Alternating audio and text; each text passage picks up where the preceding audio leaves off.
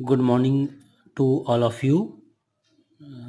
पिछले लेक्चर्स में हम लोगों ने E1 elimination reaction and E2 elimination reaction को डिस्कस किया था।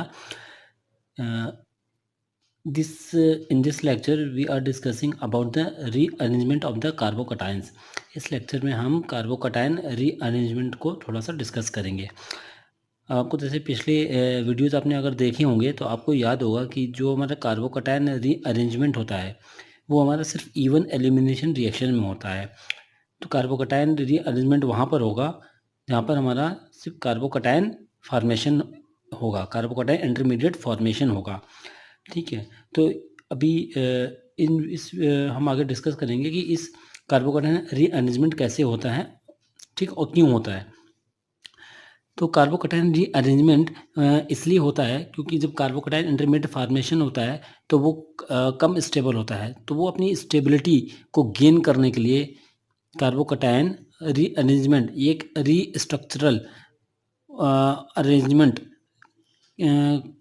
को जाता है अपने आप। ये सेल्फ रीअरेंजमेंट होती है और ये अपनी स्टेबिलिटी गेन करने के लिए होता है, जिससे कि एक कार्बोकटायन जो है हमारा अनस्टेबल स्टेट से स्टेबल स्टेट में पहुंच जाए।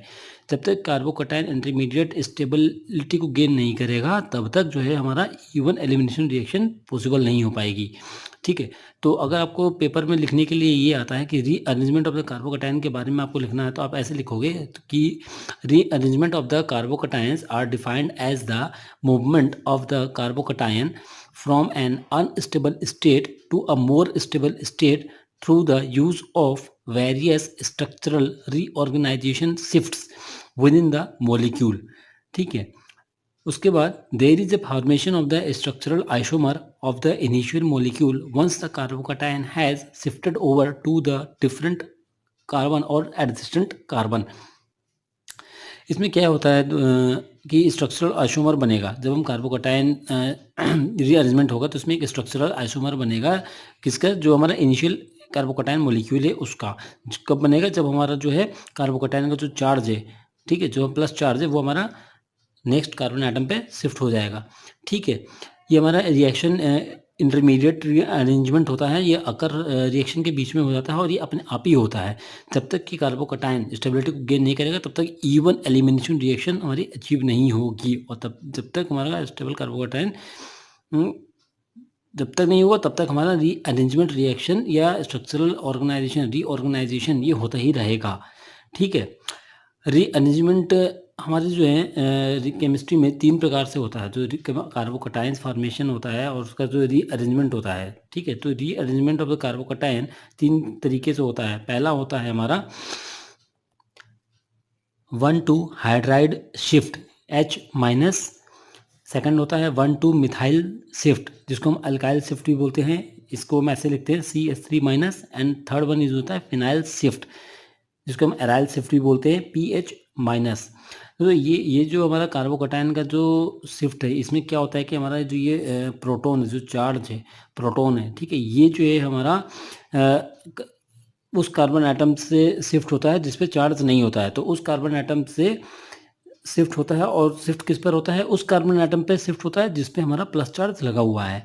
ठीक है, तो हम इसको ऐसे भी कैसे समझ सकते हैं कि जो हमारा शिफ्टिंग ऑफ हाइड्राइड है या जो हमारा प्रोटॉन शिफ्टिंग होता है वो from non positive charge carbon atom to the positive charge carbon atom. ठीक है, इसको हम ऐसे ऐसे भी बोल सकते हैं। तो हमारे ये जो 3 प्रकार के होते हैं, ये हमारा 1,2 हाइड्राइड शिफ्ट होता है। 1,2 हाइड्राइड शिफ्ट या 1,2 मिथाइल शिफ्ट या 1,2 फिनाइल शिफ्ट, ये इसीलिए बोला जाता है क्योंकि ये जो फर्स्ट कार्बन होता है, जो हमारा प्राइमरी कार्बन है, वहाँ से चार्ज शिफ्ट होकर सेकेंडरी कार्बन पे चला जाता है। यदि चार्ज हमारा सेकेंडरी कार्बन पे है तो वो शिफ्ट होकर हमारा टर्सरी कार्बन आइटम पे चला जाता है। तो इसीलिए इसकी जो रिएक्टिविटी ऑर्डर होती है हमारी, ठीक है, वो टर्सरी कार्बन की सबसे ज़्यादा होती है, देन सेकेंडरी कार्बोकटायन की होती है, एंड देन प्राइमरी कार्बोकटायन की होती है। ये शिफ्टिंग जो है हमारी, ये शिफ्टिंग तब तक होती रहेगी जब तक हमें जो है एक स्टेबल कार्बोकटायन नहीं बन जाता या नहीं मिल जाता। ठीक है, अब हम आगे का जो टाइप्स ऑफ शिफ्ट है, कार्बोकटायन रीअरेंजमेंट के जो टाइप्स ऑफ कार्बोकटायन रीअरेंजमेंट हैं, इसको हम आगे थोड़ा एक एक करके डिस्कस करेंगे। ठीक, तो अगले इसके लिए आप नेक्स्ट वीडियो आप देखिएगा। ठीक है, ठीक है दोस्तों, आज के लिए इतना ही। आप लोगों ने देखा, लाइक किया अच्छा लगा तो लाइक कीजिएगा, शेयर कीजिएगा, सब्सक्राइब कीजिएगा। ठीक है, good night, thank you very much.